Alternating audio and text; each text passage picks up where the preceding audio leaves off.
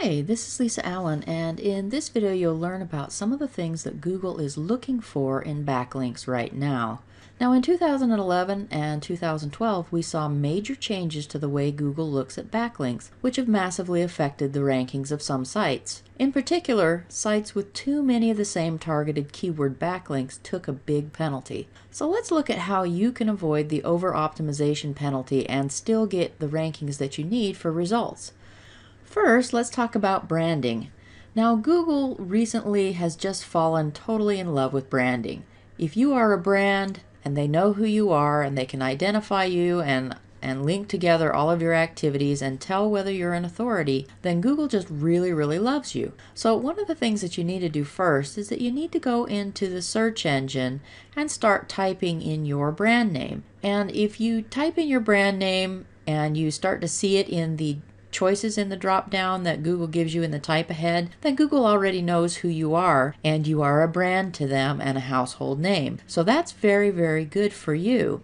Now, if you don't see your name in the offered choices, then you need to work a little bit harder on making yourself a brand. And one of the ways that you can do that is when you're doing your backlinks, use about 50% of the anchor texts as your brand name. So for instance, one of my brand names is Brandywine Jewelry Supply. So I would go out and build some links that said Brandywine Jewelry Supply or Brandywine Jewelry or Jewelry Supplies at Brandywine, just variations of my brand name. Then I would also make sure that I used rich snippets to give authorship to all of my materials that I'm doing in that niche. So they're all linked together and linked to my Google Plus profile. And you can find some more information about how to do that on the eBiz Hacker blog. There's another post that you'll find where I covered how to do that in detail. Now second, let's talk about limiting the money keywords. Sites that were hit with the penalty and absolutely lost their rankings and had most of their links de-indexed and that really suffered had more than 50% of commercial keyword anchors. And by commercial keyword, I mean keywords that somebody would be targeting in, say, AdSense or something. If it's a keyword that somebody would pay for, it's a commercial keyword. You should keep money keywords around 30% of your anchor text, but don't do all of the same keyword. Like say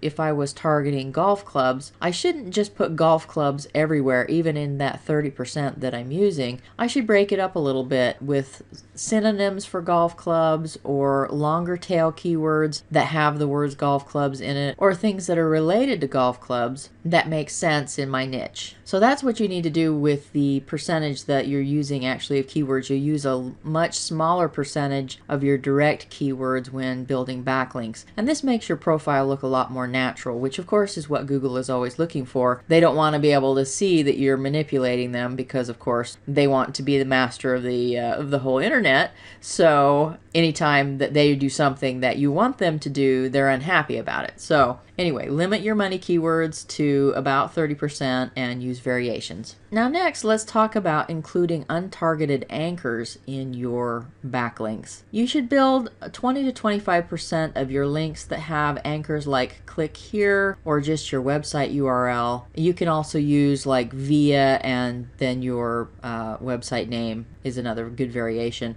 And you should also use variations of your URL to make the links look more natural, because even though you know the complete correct canonical URL for your site, other people who would link to you would not. So you don't want to make it look like you're linking to yourself, obviously. So use variations of your URL. You can leave off the www. Sometimes you can experiment with putting the trailing slash on or off. So if there's different variations of the ways that people could find that content, then obviously you should use that in your backlinks as well, so that they look like they're natural links. Another thing that you can do to really improve your rankings is to cross-link your pages internally. And to do that, you would find pages that have closely related content. Instead of duplicating your content and explaining the whole thing of a concept on each page that mentions that concept, you should mention and really outline that concept in depth on one place and then link from the rest of the pages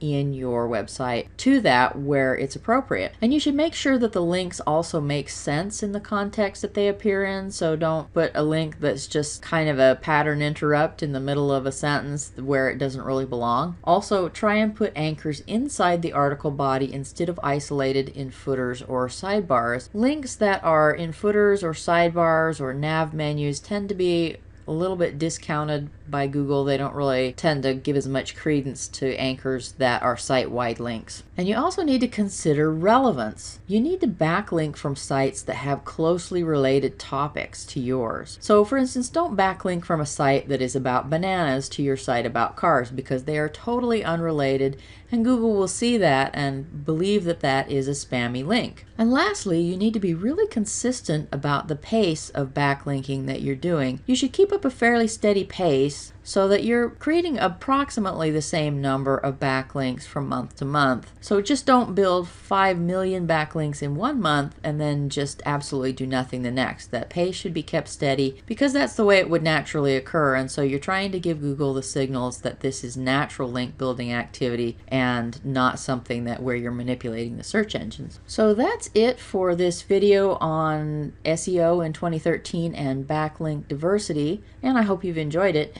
If you want to download your own copy of this checklist, you can get it for free at ebizhacker.com/blog/SEO-2013-backlink-diversity. So that's it for today, and I will talk to you again soon.